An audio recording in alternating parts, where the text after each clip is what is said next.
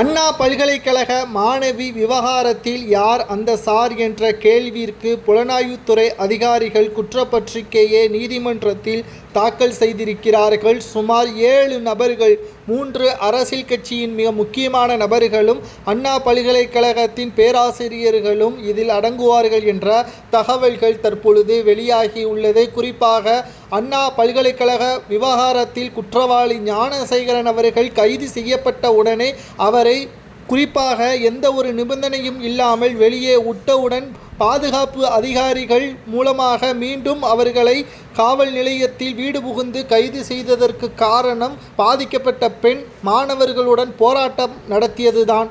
ஆனால் போராட்டம் நடத்தாமல் இருந்தால் நிச்சயம் ஞானசேகரன் மீண்டும் சுதந்திரமாக சுற்றி திரிந்திருப்பான் என்பதையும் புலனாய்வுத்துறை அதிகாரிகள் தெரியப்படுத்தியிருக்கிறார்கள்.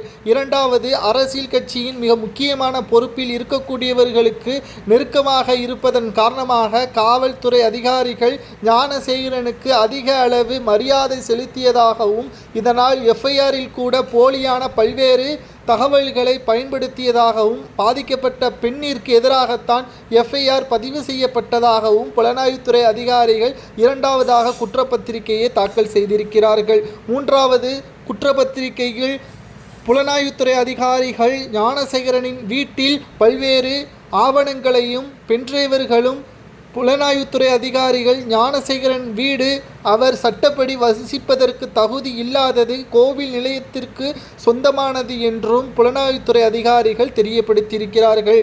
மிக முக்கியமானது, அமைச்சர் சேகர்பாபு மற்றும் உதயநிதி ஸ்டாலின் அவர்களுக்கு நெருக்கமாக பல்வேறு புகைப்படங்களை வைத்து கொண்டு தான் காவல்துறை அதிகாரிகளை மிரட்டியதாகவும் பாதிக்கப்பட்ட பெண் அந்த சூழலில் நான் முக்கியமான ஒருவருடன் தொடர்பில் இருக்கக்கூடிய அரசியல் கட்சியின் மிக முக்கியமான நபருடன் பேச்சுவார்த்தை நடத்தி வருகிறேன், உன்னுடைய போட்டோக்கள் வீடியோக்களை அனுப்பி உனது வாழ்க்கையை கேள்விக்குறியாக்கி விடுவேன் என்றும் மிரட்டியதன் காரணமாகத்தான் பாதிக்கப்பட்ட பெண் தன்னுடைய ஒட்டுமொத்த வாழ்க்கையும் இழக்கக்கூடிய நிலைமைக்கு தள்ளப்பட்டார் என்றும் உதயநிதி ஸ்டாலின் அவர்களது பெயரை கூறினாரா அல்லது அமைச்சர் சுப்பிரமணியன் பெயரை கூறினாரா என்ற கேள்வியும் தற்பொழுது சமூக வலைதளங்களில் வைரலாக பரவி வருகிறது.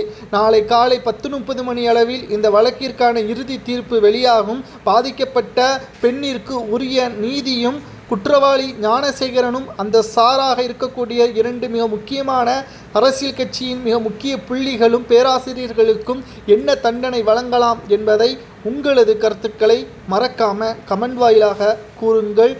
பாதிக்கப்பட்ட பெண்ணிற்கு உரிய நீதி தமிழ்நாட்டில் கிடைக்குமா என்பதை பொறுத்திருந்து பார்க்கலாம்.